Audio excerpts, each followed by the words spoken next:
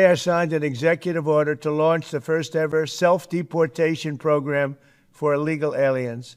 We are making it as easy as possible for illegal aliens to leave America.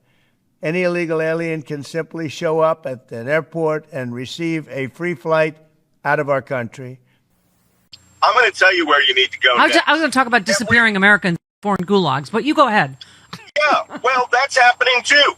Did you see the article, I believe it was in Rolling Stone, about Eric Prince? Yes. He's the mastermind, the guy from Blackwater, the mastermind behind the plan to send 100,000 U.S. prisoners to El Salvador, and that Eric Prince is going to create some sort of civilian contractor force that will be deputized to hunt illegal immigrants around the United States, dog the bounty hunter style, armed with weapons, and then forcibly deport them overseas, and that El Salvador will designate the new prisons as U.S. territories so that they can send Black, Latino criminals in U.S. prisons to El Salvador. This is madness. We are literally at the point where our government is now the enemy. They are viewing all of us as assets that they can do in a for-profit prison scheme. Prince is supposed to get $25 billion for this to create, of course, an all-white contractor hunting force that will forcibly remove Americans and send them overseas. I can't believe these words are coming out of my mouth. Well, I can't believe these words are coming out of Attorney General Pam Bondi refused to say whether Trump's plan to deport American citizens to a Salvadorian prison is legal. Of course she won't say. Jesse Waters asked if Trump's musing about sending Americans there, where inmates sleep on bare metal racks and are kept in their cells 23 and a half hours a day, is legal. Bondi refused to answer. She said, Jesse, there are Americans, he's saying, who've committed the most heinous crimes in our country. Crime is going to decrease dramatically because he's given us a directive to make America safe again. Legal experts say the idea is obviously illegal. I mean, They don't care. No. Yeah. Nope. They don't care. And I'm sorry, but, last night at the town hall here in New York City, one lady asked, she goes, what do we do? What do you guys want us to do? And it's very obvious.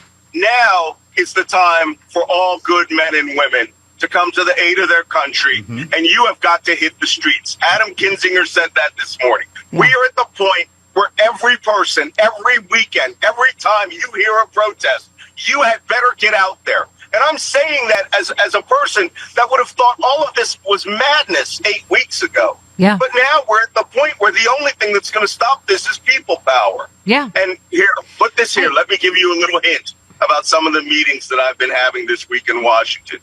Every one of you needs to surround the date of June 14th, which is the date Trump wants his grand Bastille Day parade, Trump Day parade in Washington, D.C. And I suspect what you're going to find is every protest group in this country is coming together on that date to do the largest march in the history of the United States. Yeah. By the way, Brian Behar said people still act like a special bell will ring signaling the arrival of fascism. Trump just defied a 9-0 Supreme Court ruling. Fascism is here, right? I mean, for all of the people that call you or I alarmist, right? I mean, it's, there's so many great points. Dave says due process gave Trump enough time to become president and take due process away.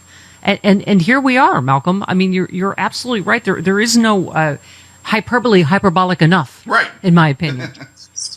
Section 1, Article the Amendment 14, Section 1 says that no person shall be removed without due process. That's every person who is within the continental United States or its jurisdiction. These people no longer care about the Constitution. Stephen Miller in the Oval Office was overheard telling Trump that the Supreme Court ruling was in his favor. Yeah. Which is a flat out lie. Right. I mean, we are standing into danger. Right. All of us, every one of us now can be designated a foreign terror or part of a terrorist group, which is laughable. But again, only one thing's going to stop this. you, every one of you, if you can't get out physically, help people to do it. If you have kids, help them to get out there. Sponsor a pizza party at the next rally. No matter how small, no matter where you are, get out there. We have to have a people-powered second American Revolution to save the first American Revolution, or we descend straight into dictatorship. Saved a couple other threads for you. DeForest says, how did we get here? A, Mitch McConnell didn't convict in either impeachment. B, SCOTUS Roberts' creation of presidential immunity. C, 56% of whites turned their backs on Harris, a qualified candidate for president, for a candidate with 34 convicted felonies, 4 indictments, 2 impeachments. D, all of the above. Yep. Choices have consequences.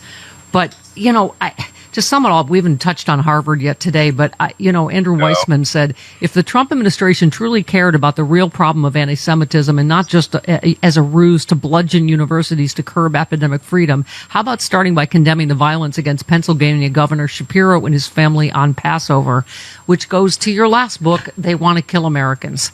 I mean, That's right. Here's a pro tip. The side with swastikas and actual Nazis on their side, that's the anti-Semitic side, right? Well, I love this, that they're using anti-Semitism as a ruse to go after universities, but they're defunding universities for supporting blacks, women, people of color, Asian Pacific Islanders, straight gays. Yeah. Every other group now is no longer protected except Jews, which to most American Jews who I know, I was sitting with them last night. This is an insult. Yeah. They're going to defund by the hundreds of billions of dollars because they hate education. Education gives you critical thought. Critical thought makes you wonder, why in God's name would you ever stand up to these people? Yep. What is that old saw? Did you ever think that the reason is if you could think for yourself, you might wonder why this benefits the rich. Yeah. And it does. Yeah. And the hard part about this, the thing that is going to hurt us most when they get down to it is, we have people who are recruiting, like I said, that whole thing with Eric Prince, they're not going to use the military. They're going to hire white men. Yeah. And it's going to be that scene from The Handmaid's Tale where you women are going to be forced out with your little boxes downstairs, and the road down to your car is going to be lined with white militiamen with weapons. I wrote that in They Want to Kill Americans also. The deputization of the white man to become an enforcer for this administration. Yeah. I recommend you read all Malcolm's books, then read First They Came, the poem from Nazi Germany. I mean, we keep, I've mentioned it earlier because, obviously, as you know, my dad was a prosecutor at Nuremberg, but as we talked about, Auschwitz was in Poland, not Germany. Right. If you don't get that he was talking about concentration camps in other countries to send Americans to that are outside the reach of the law, then I don't know what to tell you. If that doesn't chill you right to the bone, I don't know what will. Yeah, this is a concentration camp system we're talking about. I've spoken twice at Auschwitz. And the last conference I went to in 2019 was called Never Again, ... Really? I can't believe it. Everything was spoken there is happening in the United States. I saw someone from Germany. We are becoming a fascist dictatorship. Yeah, I saw someone from Germany say, they're more, ringing the bell than people here are, saying, you have no idea how fast this can happen. Mm-hmm. Oh, hey there, it's Stephanie Miller. If you're like me and you love sharp political insight, pointy, you like it pointy and sharp, bold opinions, and a touch of humor to make sense of these crazy times, have I got some fantastic news for you. The Political Voices Network is now on Substack. This is your new go-to for the best in independent media. We're talking about my show streaming daily with episodes on demand, the fearless of journalism of Brian Karem, the brilliant side-splitting satire of John Fugelsang, the unrelenting working class advocacy of Rick Smith, and so much more. Here's the best part. Subscribing is so easy. You can join for free or go to the extra mile. Support these incredible independent voices by signing up for a full subscription starting at just $8. You'll get access to exclusive content, behind-the-scenes insights, and a chance to directly fuel fearless, unfiltered media. So what are you waiting for? Head on over to politicalvoicesnetwork.com. Hit that subscribe button and become part of the movement keeping truth alive in an era of corporate media overload. Every subscription helps, especially yours. One more time, that is politicalvoicesnetwork.com. Sign up now. Do it.